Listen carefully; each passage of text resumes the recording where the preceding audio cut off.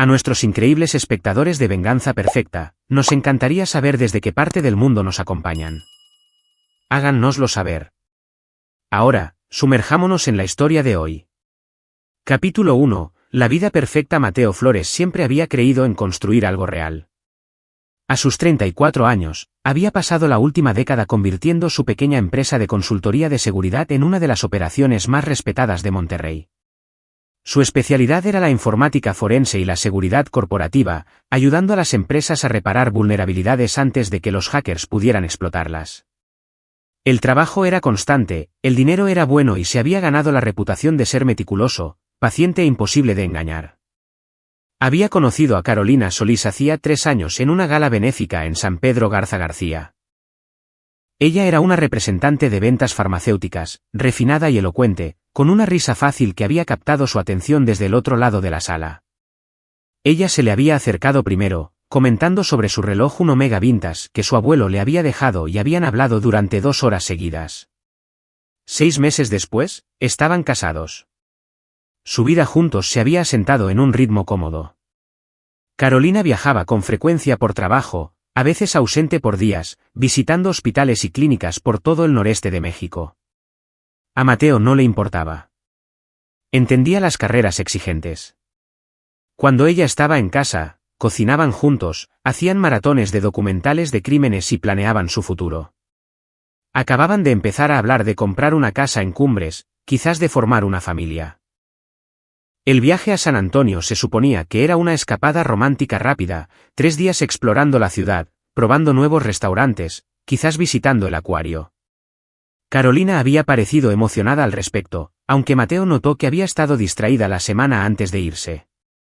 Ella lo atribuyó a un cliente difícil y al próximo lanzamiento de un producto. Él le creyó porque nunca había tenido una razón para no hacerlo. Habían salido de Monterrey temprano un viernes por la mañana, con Carolina conduciendo su BMW plateado mientras Mateo revisaba correos del trabajo en su teléfono. El trayecto hasta la frontera fue fácil, la conversación ligera. Ella había estado más callada de lo habitual, pero él lo había atribuido al estrés que ella había mencionado. En el puente internacional Colombia-Solidaridad, el cruce estaba relativamente vacío. Aún no había el ajetreo del fin de semana. El agente fronterizo estadounidense, un hombre robusto de unos 50 años con sienes canosas, había sido profesional pero minucioso. Había hecho las preguntas estándar: motivo de la visita, cuánto tiempo se quedarían, a dónde iban. Mateo había respondido con facilidad mientras Carolina entregaba sus 2 licencias de conducir. Fue entonces cuando todo cambió. El agente escaneó la licencia de Carolina. Sus ojos se posaron fugazmente en la pantalla de su computadora. Luego se quedaron fijos allí. Mateo observó cómo la expresión del hombre pasaba del aburrimiento rutinario a una atención aguda.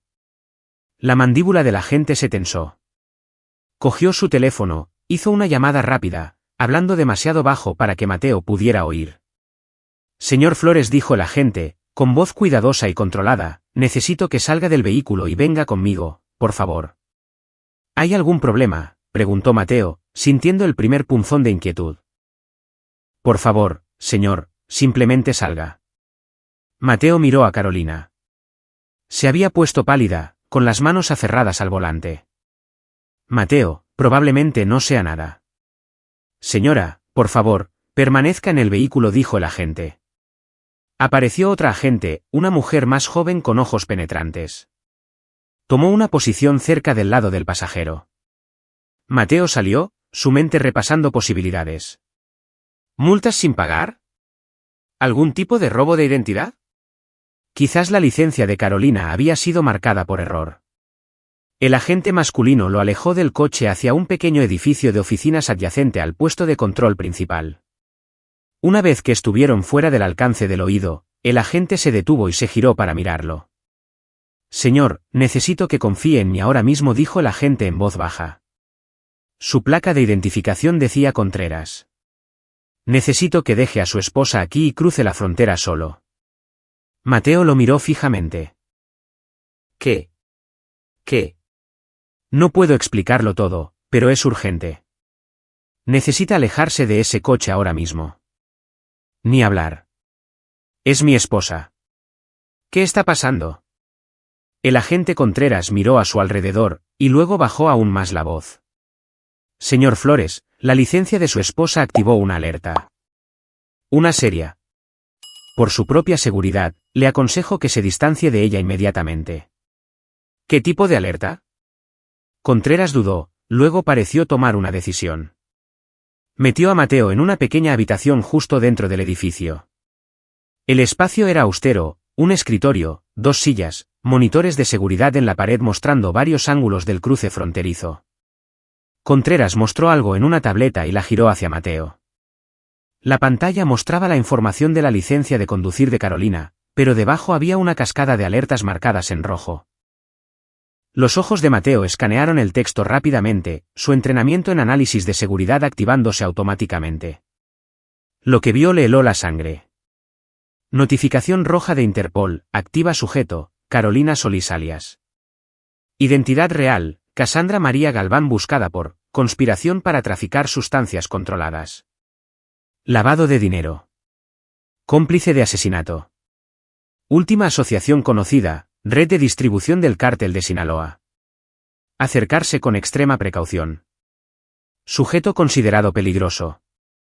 Mateo sintió que el suelo se inclinaba bajo sus pies.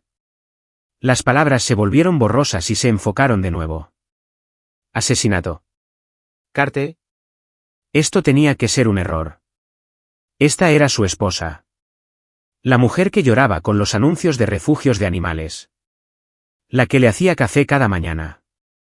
¿Quién? Se agarró al borde del escritorio. Tiene que haber un error, dijo, pero su voz sonaba lejana. Lo siento, dijo Contreras, y realmente parecía sentirlo. Verificamos la biometría. Es ella. La mente de Mateo daba vueltas. 3 años. 3 años de matrimonio. ¿Cuánto había sido una mentira? ¿Qué pasa ahora?, se oyó preguntar. Tenemos unidades posicionándose ahora mismo.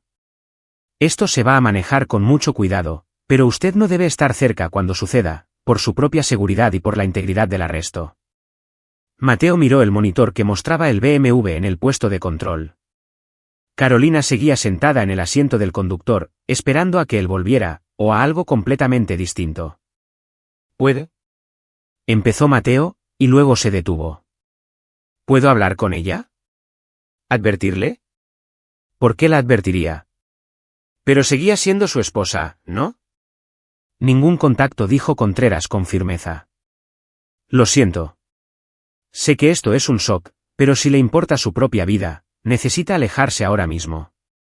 Tenemos un coche que lo llevará al otro lado de la frontera. Podrá recoger sus pertenencias de su vehículo después de que hayamos asegurado al sujeto. ¿Sujeto? No Carolina. No su esposa. Mateo asintió, aturdido. Su entrenamiento en seguridad le gritaba. Las alertas eran reales. El aviso era genuino. Esto no era un error. Pero su corazón estaba en caída libre. 3 años. ¿Algo de eso había sido real? Dejó que Contreras lo llevara a un sedán sin distintivos. Lo último que vio antes de que el coche se alejara fue el rostro de Carolina en el espejo retrovisor girándose hacia él, con una expresión ilegible. Capítulo 2. El desmoronamiento. La estación de la patrulla fronteriza en Laredo fue un borrón de luces fluorescentes y preguntas que Mateo no pudo responder adecuadamente. Lo habían llevado a una pequeña sala de interrogatorios donde 2 detectives, un hombre y una mujer, habían pasado las últimas 3 horas tratando de reconstruir lo que Mateo sabía sobre su esposa. El problema era que no sabía nada, o al menos nada que importara. El detective Lorenzo Fuentes era un hombre paciente de unos 40 años, con el tipo de rostro curtido que sugería que había oído todas las mentiras y medias verdades que el mundo tenía para ofrecer. Su compañera, la detective Bárbara Gil, era más joven, más aguda, con ojos rápidos que no se perdían nada. Repasemos esto de nuevo, dijo Fuentes, recostándose en su silla. ¿Cómo conoció a Carolina Solís? Ya se lo he dicho. Una gala benéfica hace 3 años. Trabajaba en ventas farmacéuticas. Mateo se detuvo. Oh, eso es lo que me dijo que hacía. ¿Visitó alguna vez su lugar de trabajo? Una vez. Un edificio de oficinas en San Pedro Garza García. Tenía un escritorio, compañeros de trabajo. Parecía legítimo. Hill intercambió una mirada con Fuentes. Probablemente era una empresa fantasma. Lo estamos comprobando ahora. Mateo se frotó la cara. Apenas había dormido en el hotel en el que lo habían alojado la noche anterior. ¿De qué se la acusa exactamente? Fuentes abrió una carpeta. Lo que sabemos es que Cassandra Galván era una coordinadora de logística para una operación de narcotráfico. No estaba en el nivel de la calle. Era más inteligente que eso. Su trabajo era infiltrarse en cadenas de suministro farmacéuticas legítimas, identificar vulnerabilidades y facilitar el movimiento de sustancias ilegales. Salía o se casaba con alguien respetable. Usaba su vida como tapadera. Las palabras golpearon a Mateo como golpes físicos. ¿Alguien respetable? ¿Se refiere a alguien como yo? Su empresa de seguridad le dio credibilidad, dijo Hill, sin malicia. Una esposa casada con alguien que investiga crímenes. Es una buena tapadera. ¿Y el cargo de asesinato? La expresión de Fuentes se endureció. Hace 2 años, un distribuidor rival comenzó a interferir con su operación en Guadalajara. Se llamaba Javier Hurtado.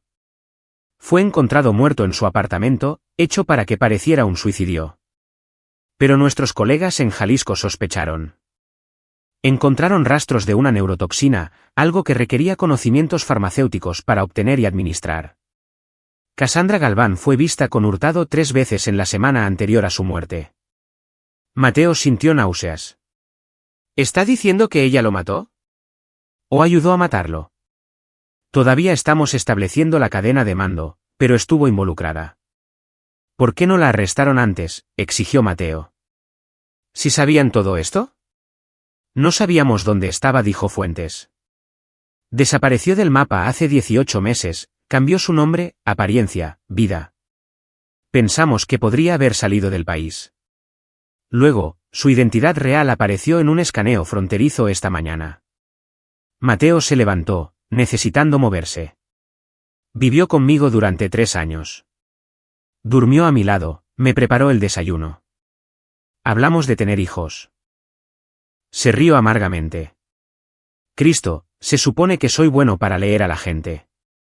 Es literalmente mi trabajo. Es una profesional, dijo Hill. No podías saberlo.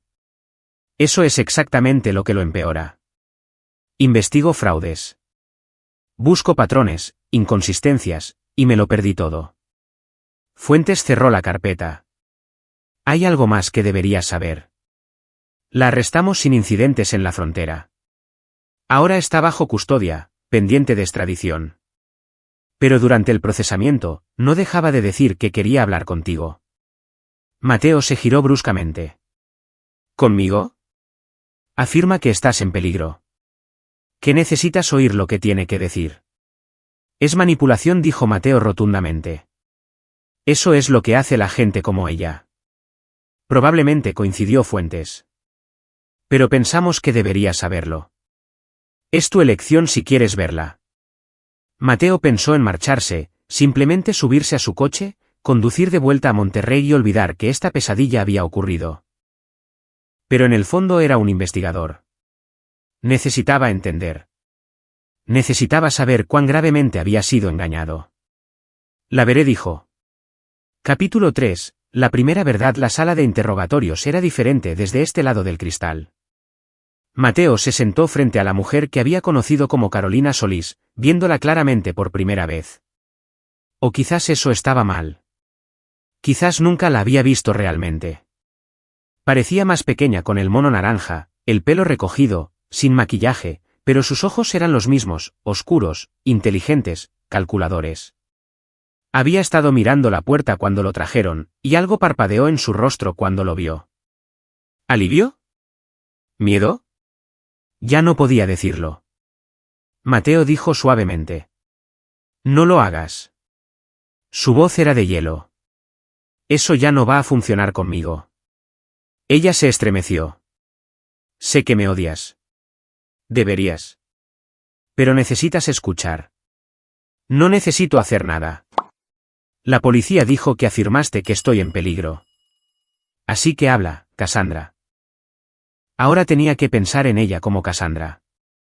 Se inclinó hacia adelante. Tenía las manos esposadas a la mesa, pero se agarró al borde como si quisiera alcanzarlo. La gente para la que trabajaba, van a pensar que sabes cosas. No sé nada. ¿Te aseguraste de eso? Eso no importa. Son paranoicos, y van a asumir que te conté sobre la operación. Irán a por ti para asegurarse. Mateo se rió con dureza. ¿Es esta tu jugada?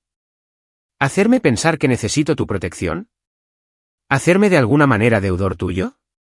No es una jugada, Mateo. Por favor. Se le quebró la voz. Sé que te mentí sobre todo, pero nunca quise que te hicieran daño. Esa parte fue real. Real, repitió Mateo. No tienes derecho a usar esa palabra. Nada entre nosotros fue real. Algo de eso lo fue, insistió. Al principio, sí, era una asignación, pero luego. Mateo se levantó. No me importa. Dile a la policía lo que creas que necesitan saber. Pero tú y yo, hemos terminado. Tienen a alguien dentro de la policía de Monterrey, dijo Cassandra rápidamente. Un detective llamado Raúl Suárez. Está en su nómina. Si vas a la policía. ¿Por qué iba a creer algo de lo que dices? Porque voy a ir a la cárcel por el resto de mi vida, gritó. No tengo nada que ganar mintiéndote ahora. Te van a matar, Mateo. Y no puedo. Se detuvo, recomponiéndose. No puedo tener eso en mi conciencia también. Mateo la estudió. Esta era su especialidad, leer a la gente, encontrar la verdad en las mentiras. Y debajo de todo su engaño, debajo de cada manipulación, vio algo genuino en su terror. Ella creía que alguien vendría a por él. ¿Quién específicamente?, preguntó. El hombre que dirige la operación se llama Francisco Santiago. Es cuidadoso, está aislado. Nunca lo tocarás directamente. Pero su ejecutor es un hombre llamado Ernesto Cárdenas. Si envían a alguien, será a él. Y Raúl Suárez. Les da información, les advierte cuando las investigaciones se acercan. Si vas a la policía de Monterrey sobre algo de esto, Suárez lo sabrá en horas. Mateo memorizó los nombres. ¿Qué más? Hay un almacén, en un parque industrial en Apodaca. Está registrado a nombre de una empresa fantasma, Soluciones Esmeralda.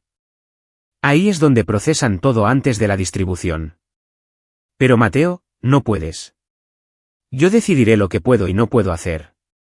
Los ojos de Cassandra se llenaron de lágrimas. Lo siento. Sé que eso no significa nada, pero lo siento. Merecías algo mejor que esto.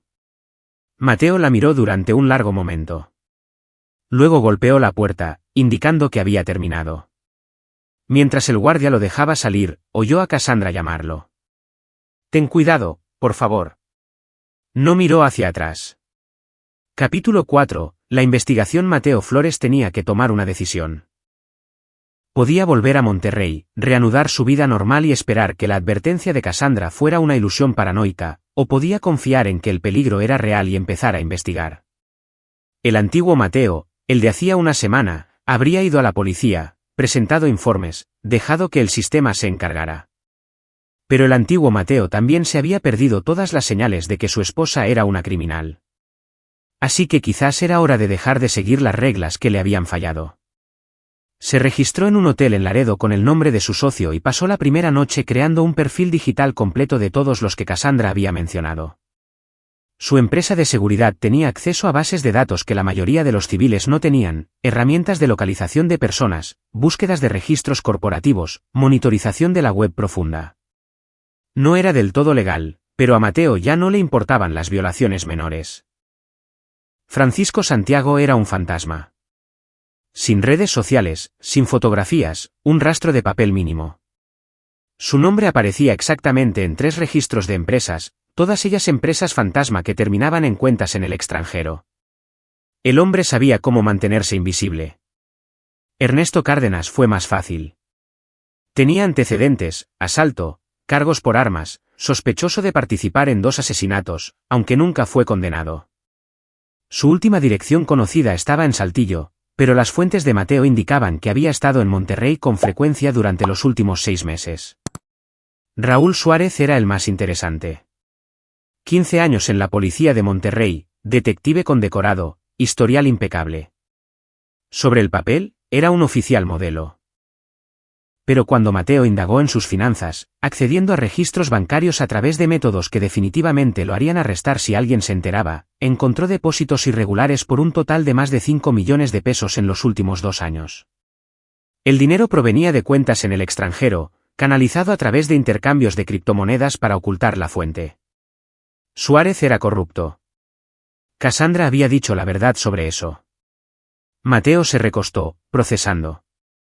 Si la operación de Santiago era tan cuidadosa como Cassandra sugería, ya sabrían que ella estaba bajo custodia. Estarían evaluando riesgos, decidiendo qué hacer con los posibles cabos sueltos, lo que significaba que lo estarían observando a él. Necesitaba una ventaja, información que no pudieran permitirse que saliera a la luz. Y la necesitaba antes de que hicieran su movimiento. El almacén, Soluciones Esmeralda, era el punto de partida obvio. Pero entrar a ciegas era un suicidio. Primero necesitaba vigilancia. Mateo llamó a su socio, Javier Contreras, que había estado atendiendo a los clientes mientras Mateo supuestamente estaba de vacaciones. Gracias a Dios, dijo Javier cuando respondió. ¿Dónde diablos has estado? Llevo 3 días llamándote. Es complicado. Necesito un favor. Sin hacer preguntas. Javier se quedó en silencio por un momento. Habían servido juntos en la inteligencia militar del ejército mexicano antes de fundar la empresa. Javier entendía que a veces era necesario operar en las zonas grises. ¿Qué necesitas? Equipo. Equipo de vigilancia, comunicaciones encriptadas, quizás algo de hardware que no sea exactamente de uso civil. Mateo, ¿qué está pasando? No puedo explicarlo todavía, pero estoy a punto de hacer algo que podría matarme. Si sucede, necesito que envíes un archivo al FBI. Te enviaré las instrucciones por correo electrónico. Jesús, Mateo. ¿Puedes ayudarme o no? Sí. Sí, puedo ayudar. ¿Dónde estás? Iré a verte. Encuéntrame en la oficina secundaria esta noche, a las 9. Estaré allí.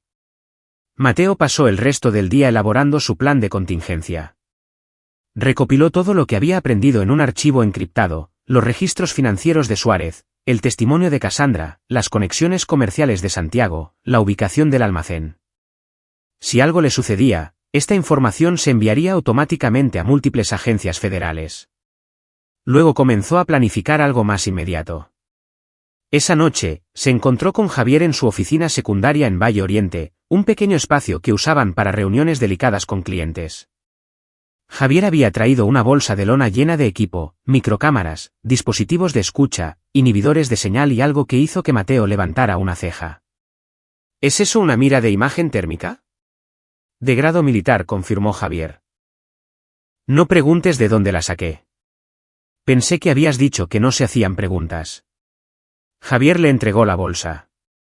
Hagas lo que hagas, sé inteligente. Eres uno de los buenos, Mateo. No pierdas eso. ¿Y si los buenos ya perdieron?, preguntó Mateo en voz baja. Entonces te aseguras de que los malos pierdan peor. Capítulo 5. La trampa. El distrito industrial cerca del aeropuerto en Apodaca era industrial y aislado, exactamente el tipo de lugar donde las operaciones ilegales podían funcionar sin llamar la atención. Mateo había pasado 2 noches vigilando Soluciones Esmeralda desde una furgoneta alquilada aparcada a 3 manzanas de distancia. El almacén en sí era anodino, un edificio de hormigón achaparrado con ventanas mínimas y un muelle de carga, pero la seguridad era excesiva para una empresa de logística, múltiples cámaras, puertas reforzadas, guardias rotando cada 4 horas. Este era definitivamente el lugar.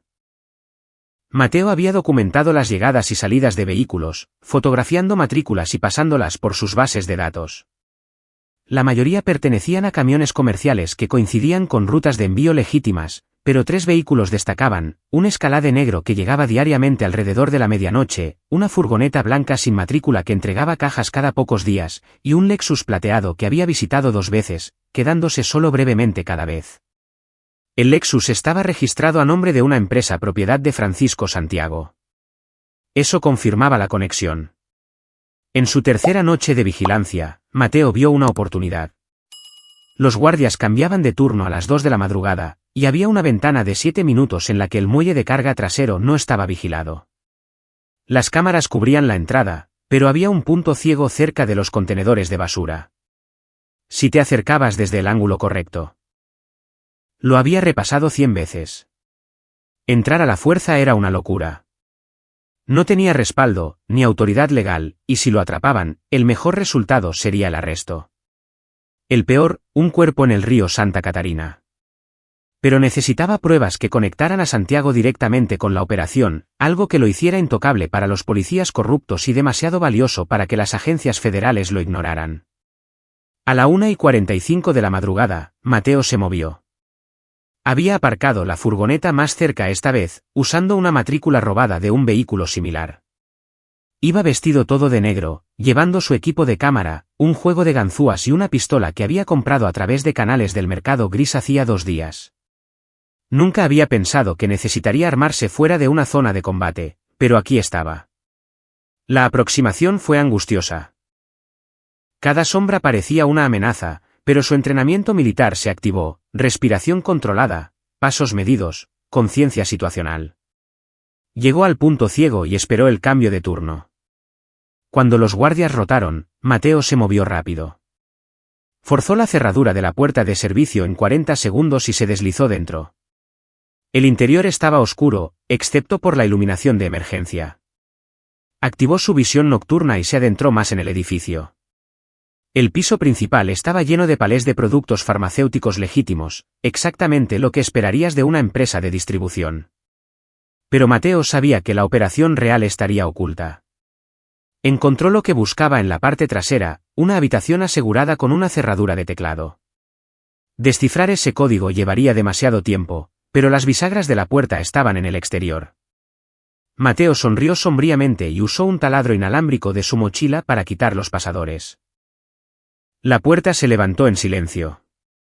Dentro, encontró lo que Cassandra había descrito, mesas cubiertas con equipo para cortar y empaquetar drogas, libros de contabilidad en papel, porque Santiago era de la vieja escuela y no confiaba en los registros digitales, y lo más importante, un portátil conectado a un disco duro externo.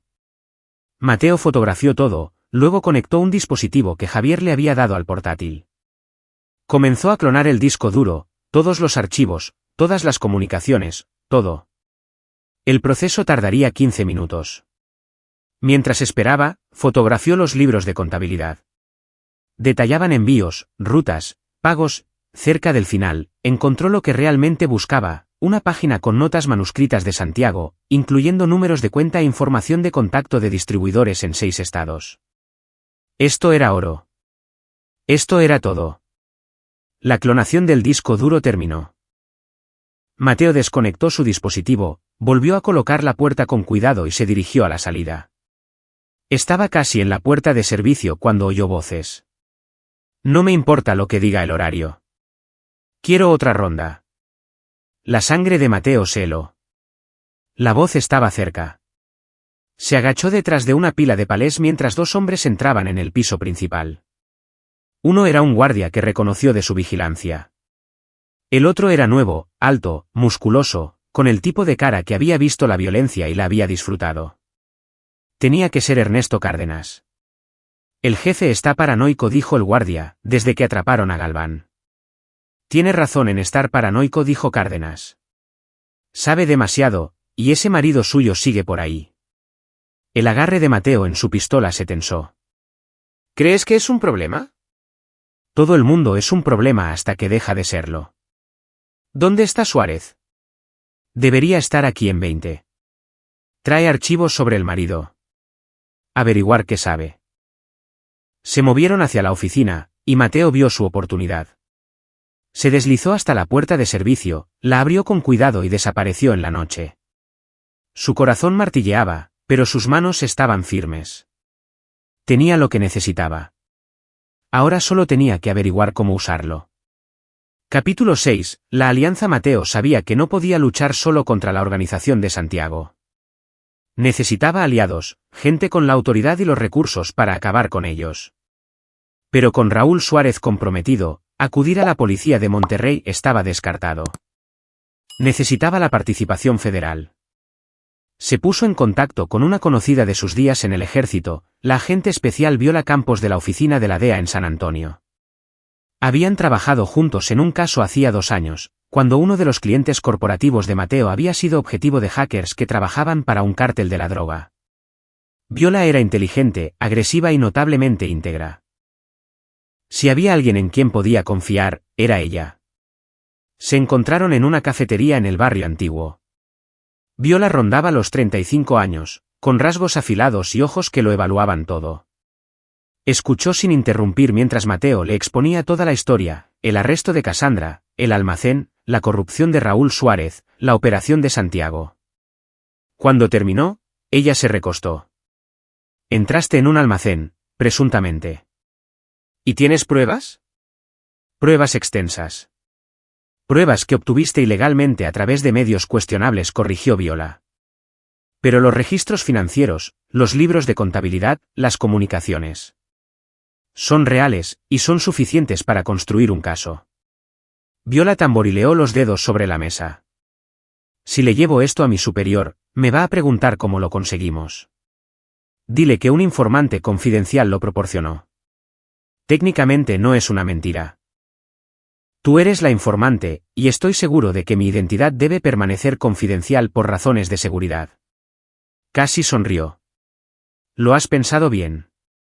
He tenido tiempo. Viola sacó su teléfono. Envíamelo todo. Encriptado. Lo revisaré esta noche y veré si tenemos suficiente para proceder. Pero Mateo, si esto sale mal, si Santiago descubre que tú eres la fuente, eres hombre muerto. Ya soy hombre muerto si no hago nada. Al menos de esta manera, me los llevo conmigo. Esa noche, Mateo transfirió todos los archivos a Viola. Luego comenzó la segunda fase de su plan. Las pruebas acabarían con la operación de Santiago eventualmente, pero ese proceso podría llevar meses. Mateo no tenía meses. Cárdenas ya lo estaba buscando, así que necesitaba atraerlos, hacer que se movieran antes de que estuvieran listos. Y para hacer eso, necesitaba convertirse en el cebo. Comenzó filtrando información. Usando una línea de denuncias anónimas, llamó a la policía de Monterrey e informó de actividad sospechosa en el almacén de Soluciones Esmeralda. La denuncia fue directamente al escritorio de Raúl Suárez, tal como Mateo pretendía. Luego se hizo visible. Regresó a Monterrey, se registró en un hotel del centro y se aseguró de que las transacciones de su tarjeta de crédito fueran rastreables. Quería que Santiago supiera exactamente dónde estaba. Viola lo llamó esa noche. ¿Estás loco? Te estás poniendo una diana en la espalda. Esa es la idea. Todavía estamos construyendo el caso. Necesitamos tiempo para coordinar con el FBI, conseguir órdenes judiciales. ¿Y en ese tiempo, a cuánta gente van a hacer daño? ¿Cuántos más Javier Hurtados mueren mientras construimos el caso perfecto? Así no es como funciona esto. Así es como funciona ahora. Van a venir a por mí de todos modos. Asegurémonos de que cuando lo hagan, estéis listos. Viola se quedó en silencio por un largo momento. ¿Quieres que te usemos como cebo? Quiero que estéis ahí cuando hagan su movimiento. Grabadlo todo. Documentadlo. Luego usadlo para volver a Cárdenas contra Santiago. Esto es imprudente. Probablemente. Pero he terminado de jugar a la defensiva. Posicionaré un equipo de vigilancia. Pero Mateo, si esto sale mal. Entonces asegúrate de que mis pruebas no se desperdicien. Capítulo 7. La confrontación. Ernesto Cárdenas vino a por Mateo un martes por la noche. Mateo llevaba 3 días de vuelta en Monterrey, moviéndose entre su apartamento, su oficina y el hotel, convirtiéndose en un blanco fácil. Sabía que lo habían estado vigilando. Podía sentirlo en el cosquilleo en la nuca, los coches que lo seguían un poco más de lo debido. Cuando finalmente sucedió, fue casi un alivio. Mateo estaba en su apartamento en la colonia Obispado, aparentemente empaquetando algunas de las cosas de Cassandra. En realidad, Llevaba un micrófono oculto proporcionado por el equipo de Viola, y había 4 agentes de la DEA posicionados en edificios cercanos. Había dejado la puerta sin cerrar con llave. Cárdenas no se anduvo con sutilezas. La puerta se abrió de golpe a las 11 de la noche. 2 hombres entraron primero. Músculos, ambos armados. Cárdenas los siguió, con expresión fría. Mateo Flores, dijo Cárdenas, cerrando la puerta detrás de él. Tenemos que hablar. Mateo se giró desde el armario, manteniendo las manos visibles. ¿Sobre qué? Sobre lo que tu esposa te dijo antes de que la encerraran. Ex-esposa. Y no me dijo nada. Uno de los hombres, un matón de cuello ancho y cabeza rapada, dio un paso adelante. No te hagas el tonto. Cassandra Galván cantó como un canario. Sabemos que te dio información. Entonces sabes más que yo, dijo Mateo. La policía me dijo que era una criminal. Eso es todo. Cárdenas caminó por el apartamento, examinando las cosas. Eres un consultor de seguridad inteligente. Investigas a la gente para ganarte la vida. ¿De verdad esperas que crea que no investigaste? Investigué. Descubrí que mi esposa era una mentirosa. Decidí seguir con mi vida. Mira, no me lo creo. Cárdenas cogió una foto del estante, Mateo y Cassandra el día de su boda. La estrelló contra la pared. Creo que eres curioso. Creo que encontraste cosas y creo que eres un problema. Mateo sintió un pico de adrenalina, pero mantuvo la voz serena. No sé nada que te amenace. E incluso si lo supiera, no soy tan estúpido como para hacer algo al respecto. Pruébalo. ¿Cómo? Cárdenas sacó un teléfono. Llama a la agente de la DEA con la que has estado hablando. Dile que te lo inventaste todo. Que estabas enfadado por lo de tu esposa y querías causar problemas. La sangre de Mateo se heló. Sabían lo de Viola, lo que significaba que tenían una fuente más profunda que Suárez. No sé de qué estás hablando. Cárdenas hizo un gesto al matón, que se movió rápido y golpeó a Mateo en las costillas. El dolor fue explosivo. Mateo se dobló, jadeando. Intentémoslo de nuevo, dijo Cárdenas. Viola Campos. Te reuniste con ella en el barrio antiguo. Le diste archivos. Ahora vas a deshacer eso. Mateo levantó la vista, haciendo cálculos. Si habían sabido lo de Viola durante días y no habían actuado contra ella, significaba que estaban siendo cuidadosos. Significaba que todavía estaban preocupados por la exposición, lo que significaba que sus pruebas eran sólidas. No puedo ayudarte, logró decir Mateo a través del dolor. El matón lo golpeó de nuevo. Mateo cayó al suelo, saboreando sangre. Última oportunidad, dijo Cárdenas. Haz la llamada, o esto se pondrá mucho peor. Mateo se rió, lo cual dolió. Me vais a matar de todos modos. Quizás. Pero podemos hacerlo rápido, o podemos hacer que dure días. Antes de que Mateo pudiera responder, la puerta principal se abrió de golpe de nuevo. Pero esta vez, eran agentes de la DEA con equipo táctico, armas en ristre, gritando órdenes. El matón fue a por su pistola y recibió una descarga de un taser. El segundo hombre se quedó helado, con las manos en alto. Cárdenas intentó correr hacia la ventana trasera, pero fue derribado por 2 agentes. Viola apareció en la puerta. Todos al suelo, ahora. En segundos, los 3 hombres estaban esposados. Mateo se levantó, con las costillas gritando de dolor. Viola lo ayudó a llegar al sofá mientras los agentes aseguraban la escena. ¿Estás bien?, preguntó ella. He estado mejor. Pero lo tenemos, ¿verdad? ¿La confesión? Ella levantó una grabadora. Cada palabra. Cárdenas miró a Mateo desde el suelo. ¿Tú preparaste esto? Sí, dijo Mateo. ¿Lo hice? Capítulo 8. El desmantelamiento. Con Cárdenas y sus hombres bajo custodia, el equipo de Viola se movió rápido. Las pruebas que Mateo había reunido, combinadas con el intento de asalto de Cárdenas, les dieron todo lo que necesitaban para las órdenes judiciales. Al amanecer, Redadas simultáneas golpearon el almacén de Soluciones Esmeralda, la casa de Raúl Suárez y otros 3 lugares conectados a la operación de Santiago. Mateo observó desde la oficina de la DEA cómo llegaban los arrestos. Suárez fue sacado de su casa esposado, su carrera y reputación destruidas. El almacén arrojó más de 70 millones de pesos en drogas y pruebas de redes de distribución que abarcaban 12 estados. Y enterrado en los archivos de Santiago había algo aún más valioso, comunicaciones que lo conectaban directamente con 3 asesinatos, incluido el de Javier Hurtado. El propio Santiago fue arrestado en su casa en San Pedro Garza García, una mansión imponente. Intentó huir por carretera, pero fue interceptado por la Guardia Nacional antes de llegar a Saltillo.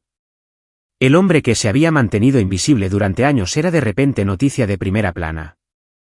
Viola encontró a Mateo en la sala de observación, viendo el interrogatorio de Cárdenas a través de un cristal unidireccional.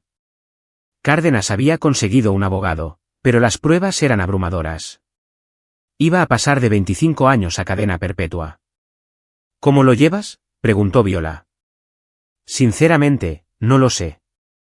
Las costillas de Mateo estaban vendadas, los analgésicos mitigando lo peor. Todo esto parece surrealista.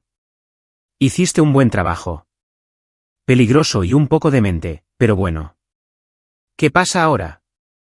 Santiago va a juicio. Con las pruebas que reuniste y el testimonio de Suárez está cooperando para salvarse, nos enfrentamos a múltiples cadenas perpetuas. Toda la operación del cártel en el noreste del país está destrozada. Mateo asintió lentamente. ¿Y Cassandra? Ha accedido a testificar contra Santiago a cambio de una sentencia reducida. 20 años en lugar de cadena perpetua. Podrá optar a la libertad condicional en 14. Al final saldrá libre, dijo Mateo con amargura. Nos dio información que salvó vidas. Nos llevó a otras 3 células activas que no conocíamos. ¿Eso cuenta, no? Viola se sentó a su lado. Mateo, sé que esta no es la justicia que querías. Quería recuperar mi vida. Aquella en la que mi esposa no era una criminal y yo no estuve a punto de ser golpeado hasta la muerte en mi propio apartamento. Esa vida se ha ido. Pero estás vivo, y desmantelaste una importante red de tráfico. Mucha gente no va a morir gracias a lo que hiciste. Mateo sabía que ella tenía razón, pero la victoria se sentía vacía. Había ganado, pero el coste fue todo lo que había creído sobre su vida, su matrimonio, su juicio. ¿Qué harás ahora?, preguntó Viola. No lo sé. Quizás tomarme unas vacaciones que no terminen en arrestos. Intentó sonreír. Quizás averiguar cómo volver a confiar en alguien. Dale tiempo. Lo conseguirás. Mateo no estaba tan seguro, pero asintió de todos modos. Capítulo 9, el nuevo comienzo. 3 meses después, Mateo estaba de pie en el almacén vacío que se convertiría en su nueva oficina. Después de todo lo que había pasado, quedarse en Monterrey se sentía mal. Demasiados recuerdos, demasiados fantasmas. Le había vendido su participación en la empresa de seguridad a Javier, quien lo entendió completamente, y decidió empezar de cero. La nueva empresa sería diferente, más personal, Investigaciones Mateo Flores, especializada en descubrir engaños, fraudes y corrupción. Ayudaría a personas que habían sido engañadas, manipuladas, utilizadas, personas como él. El juicio había sido brutal. 6 semanas de testimonios, presentación de pruebas y ver a Cassandra en el estrado. Se veía diferente, más vieja, más dura. Había evitado su mirada todo el tiempo. Cuando finalmente le echó un vistazo, él vio algo parecido al arrepentimiento. O quizás solo quiso verlo. Santiago recibió 3 cadenas perpetuas consecutivas. Cárdenas, 40 años. Raúl Suárez, 10, y probablemente cumpliría 6. La organización fue destruida, sus activos confiscados, su red desmantelada. La sentencia de Cassandra había sido lo más difícil de ver. 20 años, reducidos de cadena perpetua por su cooperación. El juez había calificado su cooperación de extensa y valiosa, pero también señaló las vidas destruidas por sus acciones. Cuando se la llevaron, miró a Mateo por última vez. Él desvió la mirada. Viola se había mantenido en contacto, llamando cada pocas semanas. Le había ayudado a navegar las secuelas, la atención mediática, las declaraciones, las pesadillas. Se había convertido en una amiga, quizás la única persona que entendía realmente por lo que había pasado. Bonito espacio, dijo una voz desde la puerta. Mateo se giró. Javier estaba allí, llevando una caja de cartón. Pensé que podrías necesitar esto. ¿Qué es? El reloj de tu abuelo. Lo dejaste en la oficina. Javier le entregó la caja. Además, te conseguí un cliente. Una mujer cuyo socio le malversó fondos. Necesita a alguien que pueda rastrear rastros digitales. Mateo cogió la caja y la abrió. El Omega brillaba, intacto por todo lo que había sucedido. Javier, no tenías que hacerlo. Sí, tenía que hacerlo. Eres mi amigo, Mateo. Y sigues siendo uno de los buenos, sin importar lo que pienses. Rompí como una docena de leyes. Para acabar con algo peor. Eso cuenta. Mateo se puso el reloj. Se sentía bien. Dile a tu clienta que acepto el caso. Ya lo hice. Javier sonrió. Estará aquí el lunes. Después de que Javier se fuera, Mateo se quedó junto a la ventana, mirando el horizonte de Monterrey, la ciudad donde su vida se había desmoronado y donde se había reconstruido a partir de los pedazos. A veces pensaba en Cassandra, se preguntaba si algo de aquello había sido real, si realmente le había importado debajo de todas las mentiras. Bat sobre todo pensaba en el futuro, en el trabajo que tenía por delante, en la gente a la que podía ayudar. Su teléfono vibró. Un mensaje de Viola. Vi la noticia sobre tu nuevo negocio. Orgullosa de ti. ¿Unos tragos este fin de semana? Mateo sonrió y respondió, suena bien. Cerró la oficina y salió a la noche. El aire era fresco, el olor a lluvia próxima en el ambiente. En algún lugar de la ciudad, había gente siendo engañada, manipulada, utilizada. Y ahora había alguien que entendía exactamente cómo se sentía eso. Alguien que podía ayudar. Mateo Flores lo había perdido todo, su matrimonio, su confianza, su inocencia sobre el mundo. Pero también había ganado algo, el conocimiento de que era lo suficientemente fuerte para luchar, lo suficientemente inteligente para ganar y lo suficientemente resiliente para empezar de nuevo.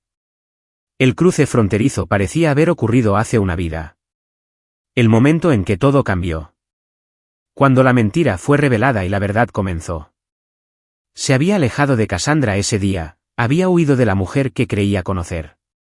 Pero también había estado corriendo hacia algo. Hacia la persona que siempre estuvo destinado a ser. Y por primera vez en meses, eso se sentía como suficiente. Aquí es donde nuestra historia llega a su fin. Compartan sus opiniones en la sección de comentarios. Gracias por su tiempo. Si disfrutan de esta historia, por favor, suscríbanse a este canal. Hagan clic en el vídeo que ven en la pantalla y nos vemos allí.